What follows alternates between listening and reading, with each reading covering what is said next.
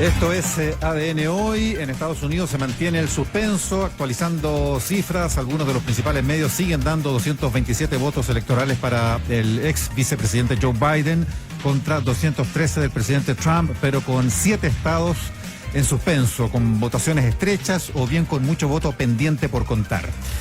Puede ser uno de los temas para empezar a conversar con nuestro siguiente entrevistado, convocado a esta hora para analizar la coyuntura política chilena con la acusación constitucional contra el ministro del Interior. Nos referimos al profesor Claudio Fuentes, doctor en Ciencia Política, académico de la Escuela de Ciencia Política de la Universidad Diego Portales. Claudio, ¿cómo estás? Buenos días. Hola, ¿qué tal? ¿Cómo estás? Bueno, vamos a hablar de la política, pero quiero tu impresión primero, porque entiendo que viviste varios años en Estados Unidos, para conocer tu opinión respecto de la elección tan disputada entre Trump y Biden. ¿Cómo la estás viendo? No, una elección impresionante, infartante desde el punto de vista de los votos y tan decisiva no solamente para Estados Unidos, sino también para el mundo. Creo que de las elecciones que recuerdo es quizá una de las más peleadas. Estuvo la de Gore con Bush en su momento, pero creo que esta, por el ribete que tiene y por la dimensión de las decisiones que se pueden generar a partir de esta elección, va a ser muy muy crucial. Y lo preocupante además es el tuit de Trump, donde eventualmente dice que ya está anunciando eventuales fraudes en el proceso electoral, lo que agrava todavía más el clima de tan alta polarización de Estados Unidos hoy día. Claudio, a propósito de eso también, y por supuesto para pasar al tema local, ¿no? De la acusación y de lo que ha pasado con Víctor Pérez, pero antes de eso, el hecho de que después de 4 años, con todo lo que se ha erosionado la democracia en ese país, mucho se hablaba de que iba a aumentar la participación de jóvenes, de que la población latina, no aquella que está en Florida, que ya le dio su voto a Trump, pero la otra parte de la población latina, ¿no es cierto?, que puebla este continente que es Estados Unidos. En fin, una serie de votos, la población afroamericana, que le iban a dar el voto finalmente a los demócratas para sacarse de encima a Donald Trump. Y sin embargo se ve una votación súper estrecha. ¿Cómo lees tú este resultado? Lo que pasa es que efectivamente yo creo, como tú dices, Estados Unidos está popularmente dividido, no es solamente las élites, sino que también la sociedad, que es diferente, por ejemplo, a lo que pasa en Chile. Y en el caso de Estados Unidos, además, Trump ha tenido la habilidad para hacer sacar a votar al mundo tradicional, rural, de Estados Unidos. Si te fijas en el mapa, todo el centro de Estados Unidos es un fuerte apoyador de Trump, y además no solamente lo ha apoyado, sino que además salió a las urnas en esta ocasión también, contrariamente a lo que pensaban en la encuesta. Entonces hay algo respecto de no solamente el populismo de Trump, también algunas medidas económicas, la reactivación de la economía en algunos estados que han permitido y han dado apoyo a las medidas anti-inmigración. Son también claves dentro de esta historia, en donde el discurso político de Trump sí ha penetrado a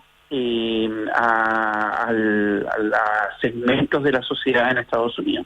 Entonces las encuestas, una vez más, Claudio, ¿tú dirías que se equivocaron? O sea, obviamente, claro, se equivocaron, estaban dando 8 o 10 puntos a Biden, pero también yo creo que cada vez más los estudios cuantitativos están demostrando que hay un voto oculto, y eso ya lo vienen demostrando hace 2 elecciones por lo menos. Esta idea de que tenemos que basarnos solo en las encuestas cuantitativas, yo creo que está ya archidemostrado que no puede ser, y por lo tanto hay aspectos cualitativos, por ejemplo, ocultar el voto, que se torna mucho más relevante, y menos en un contexto de pandemia donde era más difícil hacer muestreo, tener una mejor calidad del tipo de instrumento que se utiliza. Aterrizando en Chile, Claudio Fuentes, ¿cómo tomarle el peso al daño político o de pronto a alguna salida jugando política que pueda tener la acusación constitucional para el gobierno, en este caso, y para la coalición de gobierno, para ir analizando ahí lo que pasa en las dos veredas?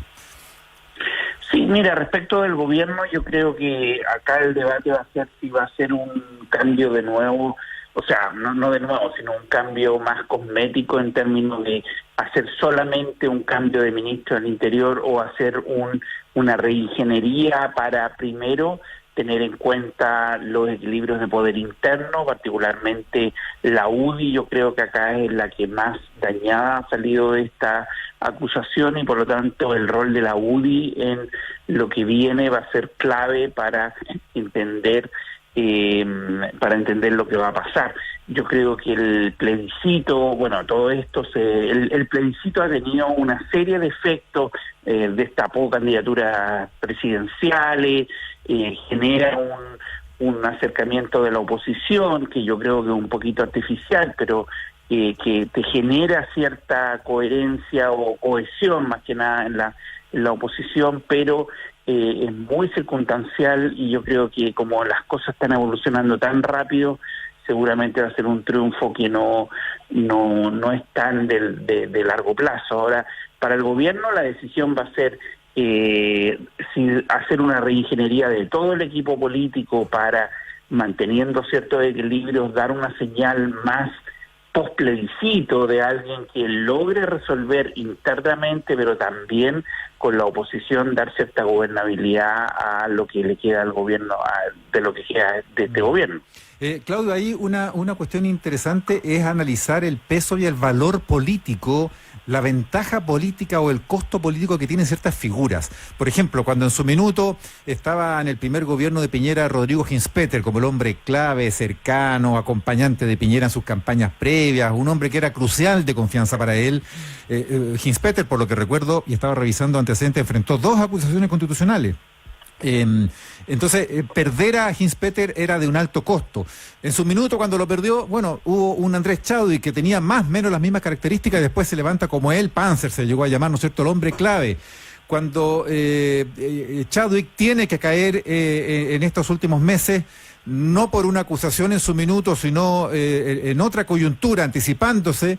Después viene la acusación a posteriori, que prospera. Hay figuras de mucho valor para Piñera, en este caso para el gobierno, un peso político y un ascendiente que parece muy indudable, no muy incuestionable. Con Víctor Pérez parece muy distinto eso. ¿Cómo ponderas ese factor tú en la figura de Pérez? ¿Cuánto le cuesta al gobierno esto y a Piñera?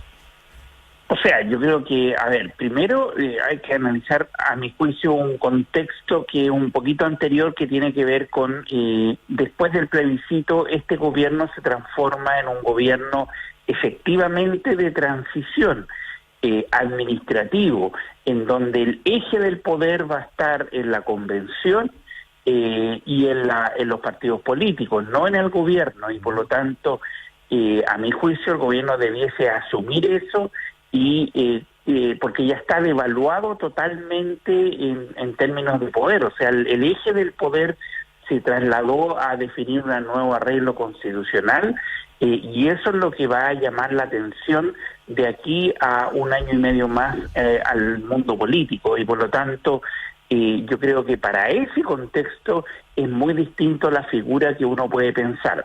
O sea, lo que pase da mucho más, no quiero menospreciarlo, pero da mucho más lo mismo que antes, digamos, o importa menos que antes. Exactamente, yo creo que sí, o sea, da mucho menos que antes en términos de, por una parte, antes pensábamos en alguien que ordenaba la coalición, que preparaba para el próximo gobierno, que tenía una proyección presidencial. Hoy día está muy devaluado ese cargo en términos de la proyección política que pueda tener. Y en ese contexto, yo creo que lo clave acá va a ser cómo tú logras a alguien que articule por lo menos la cohesión interna del gobierno,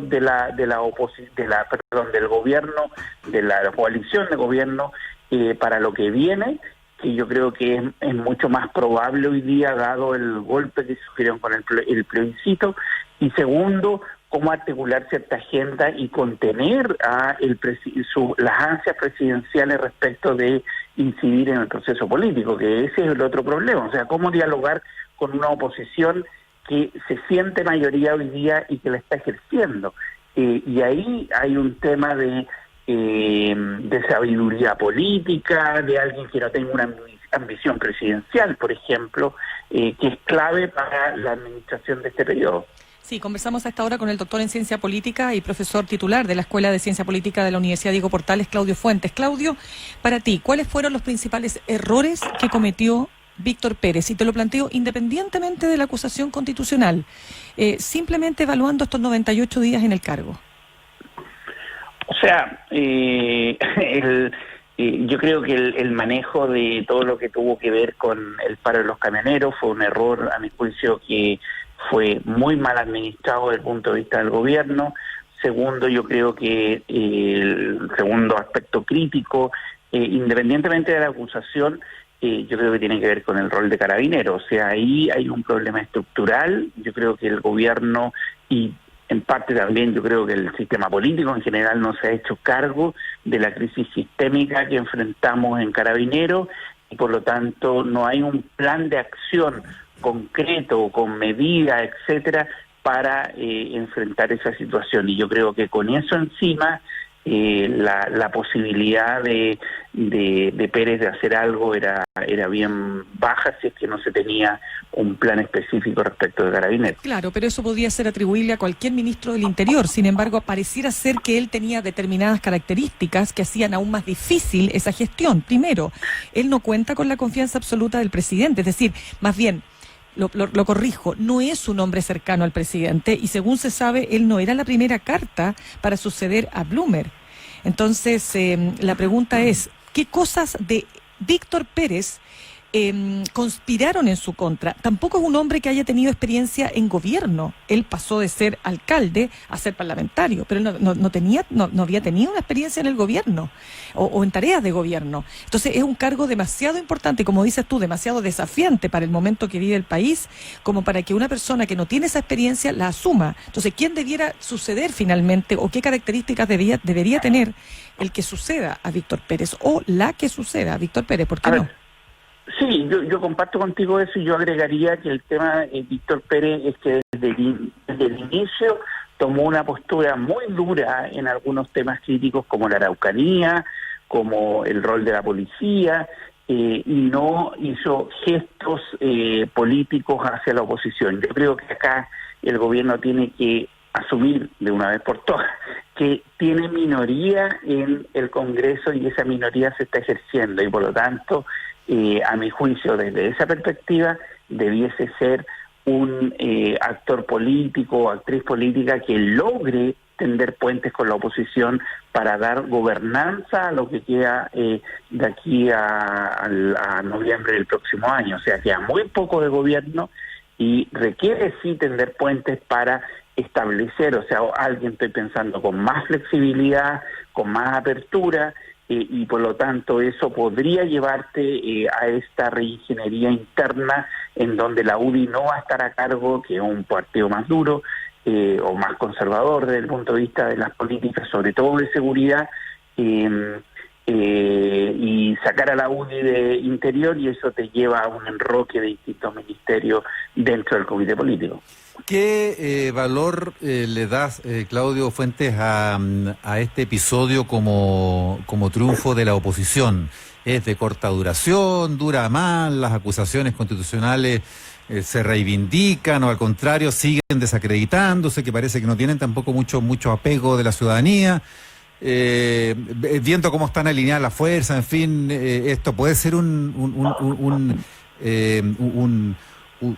trance unificador o no tiene ese valor. A ver, yo primero tiendo a pensar que la ciudadanía está muy alejado y ve esto como sacadas de cuenta de las élites y no tanto de las preocupaciones ciudadanas. Yo tiendo a pensar eso, habría que confirmarlo con algún tipo de encuesta, etcétera. Segundo, me da la impresión de que este es una ganancia de cortísimo plazo, o sea, al minuto en que se aprobó la acusación constitucional se plantea la censura a la mesa y se divide la oposición totalmente y salen en la noche sin siquiera un acuerdo respecto a esa decisión que fue, creo que alguien del Partido Radical, si no me equivoco. Sí, así fue. Entonces, esa situación te lleva a, de nuevo, a esta idea de que acá tenemos alianzas estratégicas para algunos temas, 10%, sacar un ministro, etcétera, pero no para todos. Y el problema es que en los temas más sustantivos y en lo que viene ahora, nuevamente van a florecer este tipo de conflictos entre particularmente la izquierda y la democracia cristiana o los sectores más conservadores de la oposición, y no logran acuerdos en aspectos clave. Entonces, el gusto amargo que se generó anoche de tener una acusación constitucional aprobada e inmediatamente no tener acuerdo sobre la censura a la Cámara, a la mesa de la Cámara, yo creo que genera de nuevo este ambiente de frustración y esta percepción de la ciudadanía de que, a ver, ¿por qué tanto tiempo se dedican a sacar este tipo de rencillas políticas y no se preocupan de los temas centrales de la preocupación de la gente? Yo creo que esa desconexión es la que está pagando cuenta tan fuerte de la ciudadanía respecto del sistema político. Sí, para cerrar, Claudio, con una última pregunta, que es un tema que a ti te ha tomado mucha, o sea, tú has tenido una profunda participación en todo lo que ha sido el proceso previo al plebiscito y ahora en el proceso constituyente. Se está planteando, ¿no es cierto?, que la dispersión de listas por parte de la oposición va a generar una correlación de fuerza en la constitucional o en la comisión constitucional, en la Convención Constitucional, quiero decir, que va a ser finalmente, si efectivamente la derecha logra reunir o logra aunarse en una sola lista, y eso supone incluir al Partido Republicano de José Antonio Kast, puede darse una posibilidad, lo conversaba con un experto electoral, en que obteniendo 35% de los votos logren tener el 50% de los constituyentes. ¿Cómo ves a la oposición entendiendo ese escenario? ¿Ves la posibilidad de que la oposición efectivamente pueda unirse en una sola lista, o eso, mejor dicho, ya no es ni siquiera alcanzable? O sea, primero yo la veo muy muy mal en términos del liderazgo que se está ejerciendo para lograr este objetivo que tú señalas. Efectivamente, yo comparto lo que aquel analista señala. O sea, es simple matemáticas. El sistema electoral actual obliga a la cooperación, porque si no pierdes votos, pierdes escaños en la convención, y eso pasa en todas partes del mundo, y por lo tanto es un incentivo a cooperar. Y el problema en la oposición, y eso, el efecto plebiscito es que es una ilusión, se creó la ilusión de que se tiene un 80%, y esa es una ilusión que no es sustentada en la realidad. Es decir, la oposición hoy día no tiene 5.8 millones de votos. Eso históricamente no ha sido así, y ni la derecha tiene 1.600.000 votos. La elección es otro juego, es otro momento, y la elección de la convención va a estar mucho más cercana a los patrones históricos, a mi juicio. Y eso implica la necesidad de cooperar. Yo no veo a los liderazgos políticos conversando con los independientes, por ejemplo, que es clave. Las listas de independientes pueden quitarle muchísimos votos a la centroizquierda, y eso va a generar lo que tú estás planteando respecto de, no sé si un 50%, pero por lo menos hoy día la derecha tiene en la Cámara un 46%, y podría acercarse a eso. Ese es un escenario muy posible si es que se mantiene la idea de listas separadas, y yo no veo ánimo societatis, así como ánimo de los partidos, etcétera, de entender eso y decir, oye, ¿sabes qué? Esto hay que actuar unidos, porque si no se va a perder como en la guerra, como se dice. Claudio Fuentes, doctor en Ciencia Política, académico de la Escuela de Ciencia Política.